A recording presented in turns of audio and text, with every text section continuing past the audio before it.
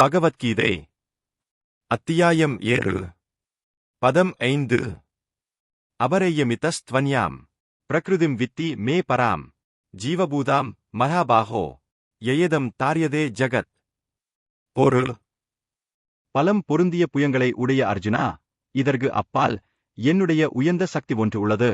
இந்த தாழ்ந்த ஜட இயற்கையினே தனது சுயநலனிற்காக உபயோகிக்கக்கூடிய ஜீவாத்மாக்களை அத்து உள்ளடக்கியதாகும்.